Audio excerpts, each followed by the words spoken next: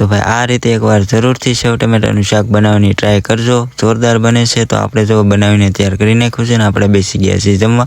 તો હાલો હું તમને શીખવાડું કઈ રીતે બનાવવું।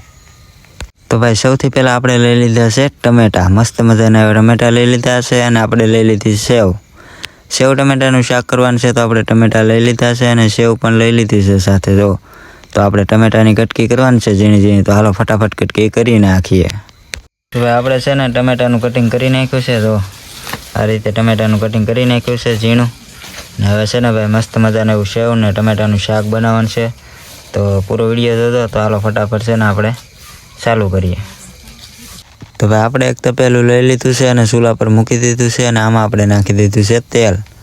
તો હવે એમાં આપણે નાખી દઈશું ટમેટા। તો આપણે ટમેટા નાખી રહ્યા છીએ। જો મસ્ત મજાના એવા તેલમાં આપણે ટમેટા નાખી દીધા છે અને હવે આપણે એને સરસ રીતે મિક્સ કરવાનું છે અને પકવવાના છે ટમેટાને। તો ભાઈ આપણે નાખી દઈશું એમાં મીઠું એટલે કે નમક। તો નમક પણ આપણે નાખી રહ્યા છીએ। જો તો નમક નાખીને આપણે સરસ રીતે મિક્સ કરી નાખશું।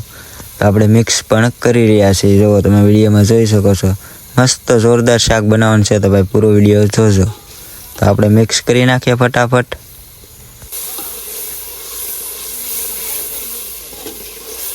તો ભાઈ હવે સીબું ઘણી વાર આપણે ઢાંકી દઈશું તો પહેલાંનું ને થોડી વાર આપણે ટમેટાને પકાવવા રવા દઈશું।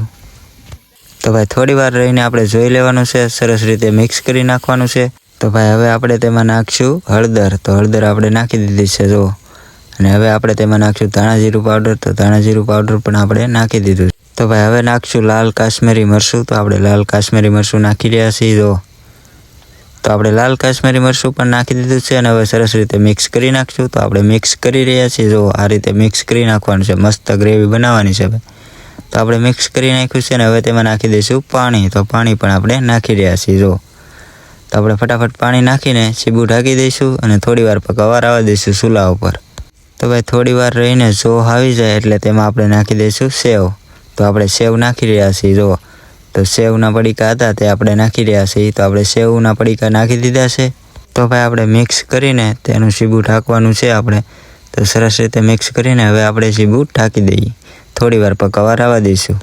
તો ભાઈ આપણું સેવ ટમેટાનું શાક છે ને જોરદાર બનીને તૈયાર થઈ ગયું છે। હું તમને દેખાડું જુઓ। અને આપણે બેસી ગયા છીએ જમવા। જો જોરદાર બનીને તૈયાર થઈ ગયું છે અને આપણું ભાણું તૈયાર થઈ રહ્યું છે। તો ભાઈ આપણે બેસી ગયા છીએ જમવા અને આપણી ડીશ તૈયાર થઈ રહી છે। તો મસ્ત મજાનું એવું તૈયાર થઈ ગયું છે સેવ ટમેટાનું શાક।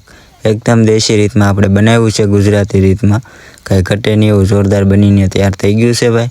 તો આપણે બેસી ગયા છીએ જમવા, તમે લોકો પણ આવી જાઓ બધા જમવા।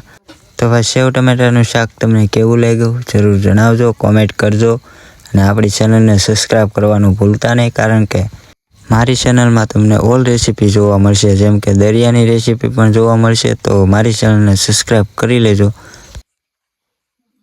તો ભાઈ હવે જમી લઈએ અને તમે લોકો પણ બધા આવી જાઓ જમવા। મસ્ત મજાનું સેવ ટમેટાનું શાક બનીને તૈયાર થઈ ગયું છે। બાકી મળશું એક નવા વિડીયોમાં, ત્યાં સુધી બધાને જય માતાજી, બાય બાય।